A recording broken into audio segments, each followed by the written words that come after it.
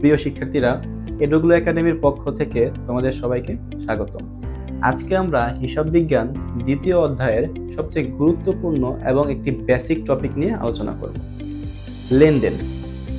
লেনদেন কাকে বলে? যে সকল আর্থিক ঘটনা একটি প্রতিষ্ঠানের আর্থিক অবস্থার পরিবর্তন ঘটায় তাকে লেনদেন বলে। অর্থাৎ আমাদের দৈনন্দিন জীবনে বিভিন্ন ধরনের ঘটনা ঘটে, কিন্তু সেই সকল ঘটনা কিন্তু একটি প্রতিষ্ঠানকে কোনোভাবেই আর্থিকভাবে প্রভাবিত করে না। তবে কিছু কিছু ঘটনা আছে যেগুলো একটি প্রতিষ্ঠান অথবা একটি ব্যবসা প্রতিষ্ঠানের আর্থিক অবস্থাকে পরিবর্তন করতে পারে। আমরা সেগুলোকে লেনদেন বলব। এবং লেনদেন শব্দের আবিধানিক অর্থ হলো দেওয়া এবং নেওয়া। এই লেনদেনগুলোকে যদি আমরা সঠিকভাবে নির্বাচন করতে যাই অথবা চিনতে চাই, তাহলে আমাদেরকে লেনদেনের প্রকৃতি অথবা বৈশিষ্ট্য সম্পর্কে সঠিক জ্ঞান থাকতে হবে। তাহলে প্রথমেই যে লেনদেনের বৈশিষ্ট্যটি রয়েছে সেটি হলো অর্থের অঙ্কে পরিমাপযোগ্য, এবং এই বৈশিষ্ট্যটি খুবই গুরুত্বপূর্ণ একটি বৈশিষ্ট্য। আমরা জানি আমাদের সভ্যতার প্রাচীন যুগে যখন কোনো লেনদেনের মাধ্যম ছিল না, তখন মানুষ দ্রব্য বিনিময়ের মাধ্যমে জীবনযাপন করত। এটাকে আমরা বলতে পারি দ্রব্য বিনিময় প্রথা।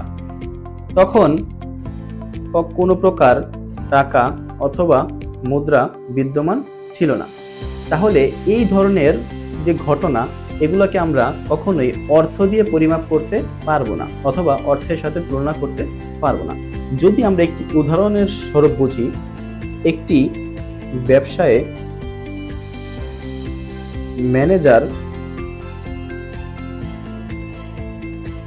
ম্যানেজারের মৃত্যু, একটি ব্যবসায়ে যদি ম্যানেজারের মৃত্যু ঘটে, তাহলে এটি ব্যবসায়ের জন্য একটি ঘটনা মাত্র। এখানে অর্থের কোনো আদান প্রদান অথবা অর্থের কোনো লেনদেন হয়নি। কিন্তু যদি এরকম হয় যে আগুনে পণ্য বিনষ্ট, তাহলে বুঝতে হবে আমার যেই পণ্য ব্যবসায় ছিল সেটি আগুনে নষ্ট হয়ে গেছে, অর্থাৎ অর্থের অবস্থার পরিবর্তন হয়েছে। 2 নাম্বার যেই বৈশিষ্ট্যটি রয়েছে সেটি হচ্ছে আর্থিক অবস্থার পরিবর্তন। একটি লেনদেন দ্বারা আমাদের প্রতিষ্ঠানের অথবা ব্যবসা প্রতিষ্ঠানের অবশ্যই আর্থিক অবস্থা পরিবর্তন হবে। কিভাবে? যদি পণ্য ক্রয় করা হয়, তাহলে আমরা জানি আমাদের কাছ থেকে টাকা হ্রাস পায়, অর্থাৎ টাকা কমে যায়।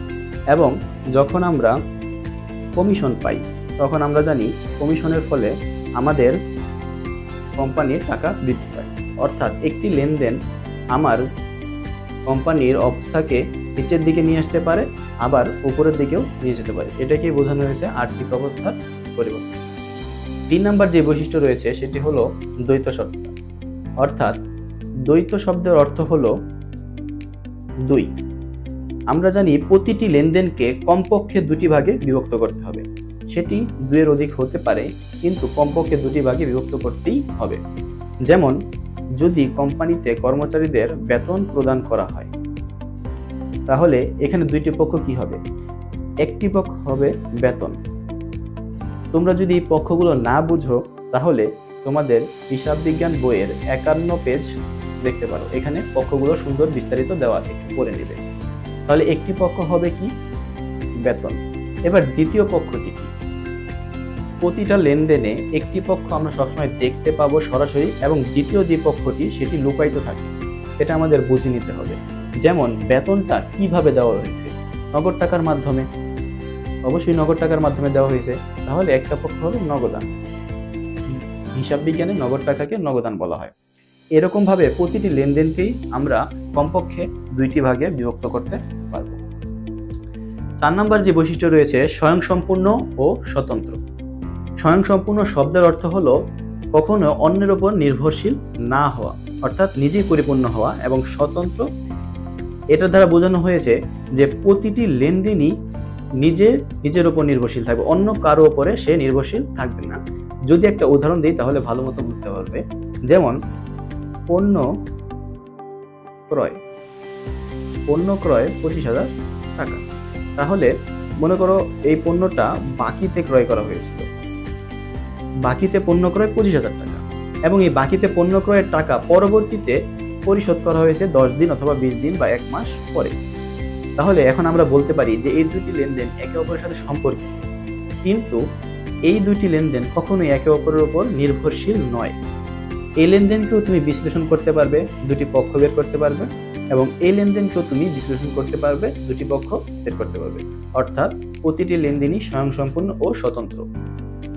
5 নম্বর যে বৈশিষ্ট্য রয়েছে সেটি হচ্ছে হিসাব সমীকরণের প্রভাব। খুবই গুরুত্বপূর্ণ একটি বৈশিষ্ট্য। হিসাব সমীকরণে একটি সূত্র রয়েছে, A = L + O।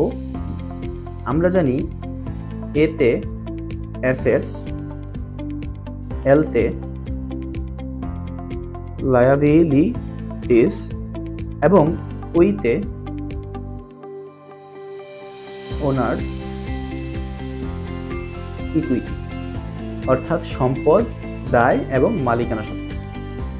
প্রতিটি লেনদেনে যে আমরা দুইটি পক্ষ বের করব, যেটা দ্বৈত সত্তার মাধ্যমে আমরা বুঝেছি, এই দুটি পক্ষই হিসাব সমীকরণে দুই পাশে প্রভাব পড়বে।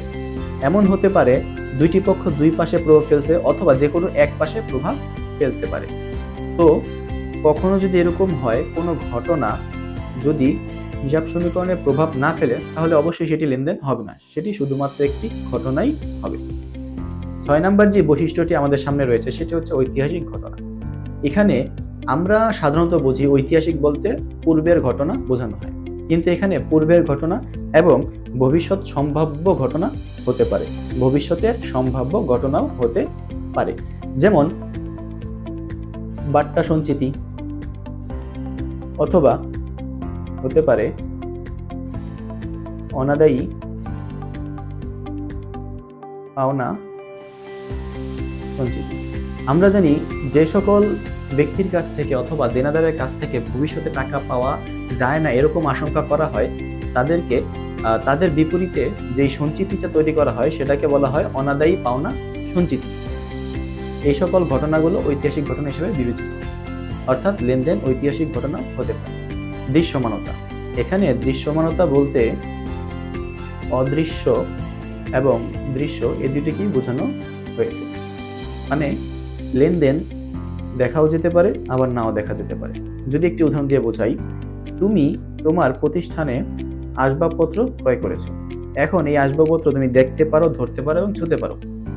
এটি একটি দৃশ্যমান লেনদেন, এটি একটি দৃশ্যমান লেনদেন। কিন্তু এই আসবাবপত্র যখন দীর্ঘদিন ব্যবহার করা হয়, আমরা একটি বিষয় সম্পর্কে জানি যে যখন কোনো স্থায়ী সম্পদ দীর্ঘদিন ব্যবহার করা হয় সেটার মূল্য হ্রাস পায়। কিভাবে? তুমি আজকে যদি একটি স্মার্টফোন কিনো, তাহলে এটা তুমি আজকে যে মূল্য দিয়ে কিনেছো 1 বছর পর সেই মূল্যে বিক্রি করতে পারবে না। যেই পরিমাণ টাকা কম হবে, মনে করো তুমি 15,000 টাকা দিয়ে কিনেছো, 5 বছর পর তুমি সেটা 5,000 টাকায় বিক্রি করেছো, তাহলে বাকি যেই 10,000 টাকা হ্রাস পেয়েছে ওটাই হলো অবচয়, এটাই হলো স্থায়ী সম্পদের মূল্য হ্রাস। তো অবচয় এটা আমরা দেখতে পারি না, ধরতে পারি না অথবা ছুঁতে পারি না, কিন্তু এটাও একটা লেনদেন, কারণ এটা আমাদের সম্পদের মূল্যকে কমিয়ে দেয়, এবং সম্পদের মূল্যকে কমিয়ে দেওয়া মানে হলো আর্থিক অবস্থার পরিবর্তন করা। এজন্য লেনদেন দুই প্রকার হতে পারে, দৃশ্যমান, অদৃশ্যমান। আচ্ছা, তো আমরা আজকে যে 7টি বৈশিষ্ট্য দেখলাম, এই 7টি বৈশিষ্ট্য বিশ্লেষণের মাধ্যমে আমরা লেনদেনকে শনাক্তকরণ এবং লেনদেনকে সঠিকভাবে হিসাব সমীকরণে এবং পরবর্তীতে আমাদের দ্বৈত সত্তার মাধ্যমে ডেবিট, ক্রেডিট অথবা জাবেদা এমনকি সকল ক্ষেত্রেই কাজে আসবে। আর যেহেতু আমাদের নতুন কারিকুলামে 2025 সাল থেকে প্রতিটি বিষয়ে সংক্ষিপ্ত প্রশ্ন সংযোজন করা হয়েছে, তাহলে তোমাদের এই প্রকৃতি এবং বৈশিষ্ট্যগুলো সুন্দর মতো মনে রাখতে হবে এবং লেনদেন কাকে বলে এটাও মনে রাখতে হবে। এখানে লেনদেনকে আমি সহজভাবে বোঝানোর চেষ্টা করেছি, বইতে তোমাদের আরো বিস্তারিত দেওয়া আছে। আর এই লেনদেনের বৈশিষ্ট্যগুলো তোমরা অবশ্যই মনে রাখবে এবং ব্যাখ্যাগুলো সুন্দর মতো মাথায় রাখবে। তো আজকের ভিডিও এই পর্যন্তই। আশা করি আজকের ভিডিও ভালো লেগেছে। তোমাদের যদি কোনো টপিক নিয়ে প্রশ্ন থাকে তাহলে অবশ্যই কমেন্ট করে জানাবে। ইনশাল্লাহ আমরা তোমাদের জন্য পরবর্তী ভিডিও নিয়ে আসবো।